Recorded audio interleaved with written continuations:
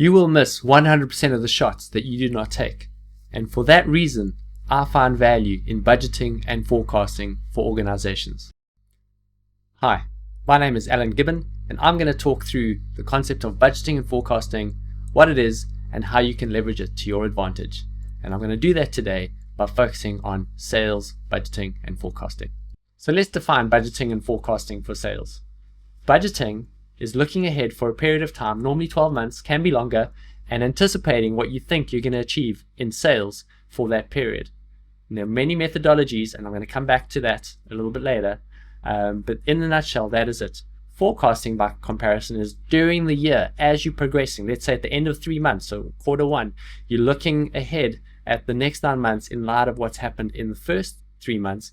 And often, if you've done a really good budget, also by comparing the first 3 month actuals to the first 3 months budget and understanding where your assumptions or assertions are wrong, and then reapplying for the next 9 months what you think would be right, so you get to a whole completed year. Again, with forecasting, you can of course go beyond the year, but I'm just using the 1 year view for this example. Okay, so the budget comes before the forecast. So as you're planning into the next financial year, and you're looking ahead and you're making the plan, you need to decide how you're going to budget into the next season. Not how much you're going to budget, that'll come later, but how you're going to budget.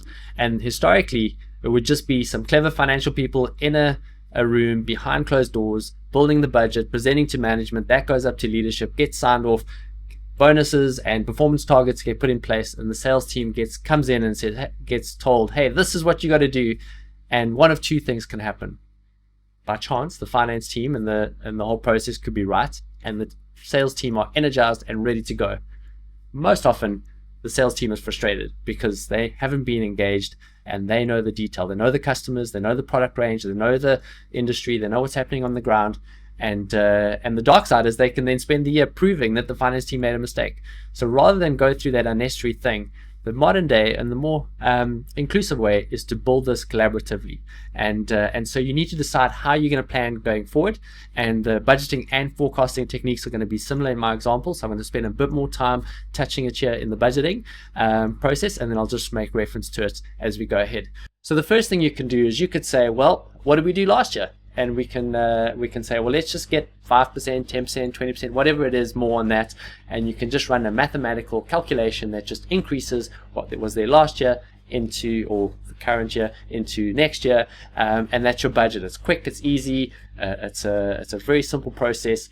You have to add a little bit at the end, possibly for new customers, but because you're looking at a high level, what you want revenue growth to be, you can just do that. So that's going to be the last year plus model, and that's option number one. Okay, I'm going to add some visuals to the story so that you can track with me visually what I'm trying to say. And the starting point is just to give context. We need a set of data that we're going to use as a baseline for budgeting and forecasting.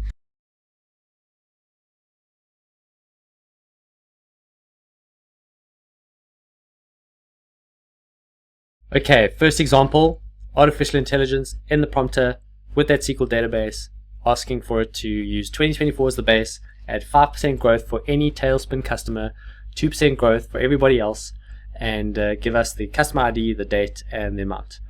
We gave them this data, which you'll see those columns. So we pushed that into the system, got it back, and then we loaded that into the SQL database alongside our other data for analysis using the Larasoft Excel connector.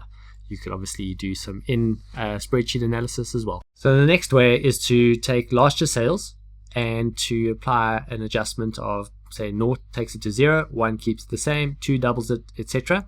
That would look like this in a table by customer by month, and you'd be able to keep retesting it until you get the outcome that you like. So the next one could be take the last X number of months, let's say 3 months, use that as your foundation for the next 12 months. Obviously, in this case, seasonality shouldn't be a massive factor in your organization, but you can look at the last 3 months. It'll have the most current data in your organization, and you can take that, you can apply a weighting, and you can extrapolate that forward into the next year. So the last one I'm going to look at for today is a subset of artificial intelligence in the bucket of machine learning, specifically time series forecasting, and there are multiple models, and Azure, etc., can run multiple at the same time. In this example, I'm just using the ETS model, which is error, trend, and seasonality. And basically, the older the data, the less valuable, and the more random the data, the less valuable. And it's picking up that. And so literally you put in your inputs, in this case 24 months, and you get your next 12 months out.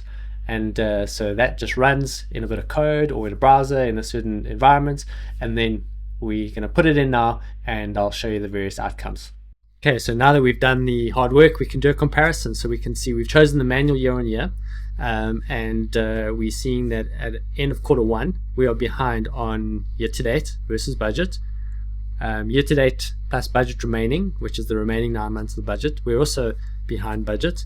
And year to date latest thinking, which is forecasting, we didn't get onto that today, we're also behind. We can see where we lost, and we can see the trends at the bottom. If I move over to June, you'll see that we're recovering now, so we're getting some greens on the actual versus budget. What I can do as well is I can go over here to the initial one, and I can go drill through and show me where were our losers. And now, because we've budgeted by individual company, we can go and see where our biggest losers are. So we can see Anthony has got a lot to lose, and so we'll choose there. We can drill down, we can see there are Tailspin customers that are in the negative, and we can see the variances there. So we can get very targeted in what it is that we looking to compare. So I'm going to come back to budgeting in a moment, but just want to say that I'm going to let some visuals go in the background, some additional screens within that dashboard, sales dashboard, really nice way in which you can analyze your organization. So coming back to Anthony, the account manager for all those accounts, multiple salespeople underneath him, makes it much easier for him to now go look for specific customers that are not hitting the mark. And like I said in the beginning, you miss 100% of the shots that you do not take, and this really helps account managers and salespeople just get an understanding of what they were aiming to shoot for and whether or not they've scored that opportunity. So I hope you find that helpful, and I look forward to meeting up with you next time.